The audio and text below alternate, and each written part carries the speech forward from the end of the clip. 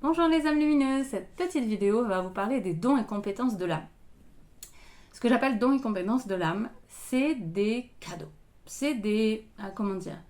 Votre âme a été récompensée au fil de ses vies antérieures en développant des compétences. Au bout de 50 vies de forgeron, vous avez développé des sacrées compétences de forgeron. Votre âme, elle a tout enregistré. En fait, votre âme, c'est une espèce de gros boîtier d'ordinateur, c'est une espèce de disque dur externe. Et elle va tout enregistrer, tout emmagasiner. Et vous, quand vous êtes porteur de votre âme, donc là, Ava porte l'âme, et elle peut retourner chercher ses dons et compétences, donc notamment la compétence de forgeron, puisqu'elle est inscrite dans mon âme, et en plus, comme ça fait 50 vies, c'est au niveau de la maîtrise. Donc quand on est arrivé au niveau de la maîtrise, on peut retrouver ces informations et ces compétences très facilement. Par exemple, les enfants qui, dès tout petits, sont capables de jouer du piano de façon exceptionnelle, ça c'est une maîtrise.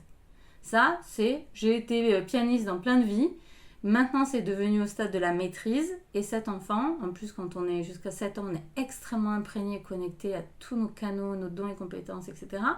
Et il a juste téléchargé en fait. Il a téléchargé les compétences, touc, et c'est venu. Donc sachez qu'on peut toujours le faire, même si on est plus si petit que ça. Il faut juste aller libérer tout ça. Parce que, en fait, vos dons et compétences de l'âme, ils sont bloqués par des blessures, des peurs, du karma, etc. etc. Imaginons, vous voulez retrouver vos compétences d'herboriste. Avoir ce don avec les plantes. Mais avant ça, il va falloir aller nettoyer cette peur d'être brûlée en tant que sorcière. Parce que, en tant que herboriste, sage-femme, etc., vous avez plusieurs vies où vos pratiques un peu alternatives vous ont amené à soit être persécuté, à être brûlé, etc., etc. Donc, du coup, il y a eu une peur qui s'est installée, peut-être même du karma. Et pour récupérer cette compétence, il va falloir aller les enlever, ces peurs. Parce que du coup, il y a un truc interne qui vous dit, oula, si j'ai ces pratiques un peu alternatives, qu'est-ce qui va se passer alors ? En 2024, on ne va plus vous brûler, mais on peut vous embêter fortement quand même. Donc, il faut enlever cette peur, il ne faut plus l'avoir afin de pouvoir avancer sur ce chemin et pouvoir récupérer cette compétence. Dans les dons, il y en a plein. Donc, j'en ai pas mal parlé sur mes réseaux sociaux. J'ai fait une petite page sur mon site internet où je les liste et je les explique rapidement. Mais les dons, c'est pareil. Donc la clairaudience, entendre par les oreilles, le canal télépathique, donc là, ça court-circuite votre flux de pensée, la clairvision, voir sur un écran mental des choses très claires. Ça peut être des vies passées, ça peut être l'avenir. Alors l'avenir, ça va être de la précognition. La vision claire, là c'est vos yeux physiques qui peuvent voir à travers le voile et percevoir des choses.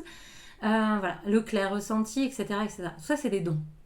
Donc tout cela, en fait, on peut tous les avoir, mais c'est des cadeaux qui ont été remis à notre âme pour en gros bon et loyaux service auprès de la lumière au travers de vos vies. Évidemment, quelqu'un qui aura utilisé le don de précognition à mauvais escient, de voir l'avenir à mauvais escient pour, par exemple, orienter une guerre ou servir quelque chose qui n'était pas lumineux, autant vous dire que si vous portez l'âme maintenant, la précognition, vous ne l'aurez pas en fait. Parce que c'est bloqué. Il y a eu pas mal de bêtises qui a été fait avec. Il va falloir remontrer patte blanche une paire de fois avant de récupérer ce don. Donc évidemment, les dons aussi peuvent être bloqués par des peurs, tout comme les compétences, des karmas, des blessures. Donc c'est aussi pour ça qu'on fait des soins de l'âme en fait. C'est pour ça qu'on va la voir et qu'on cherche à la libérer. C'est parce que du coup, en la libérant de ses peurs,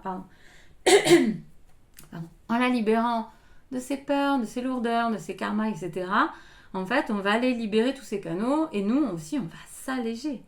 On va aller tellement mieux quand on aura plus des boulets aux pieds, des chaînes attachées aux bras, avec toutes ces lourdeurs. Pour un peu que vous avez du transgénérationnel, vous avez 75 kilos à porter tous les jours, c'est compliqué, quoi.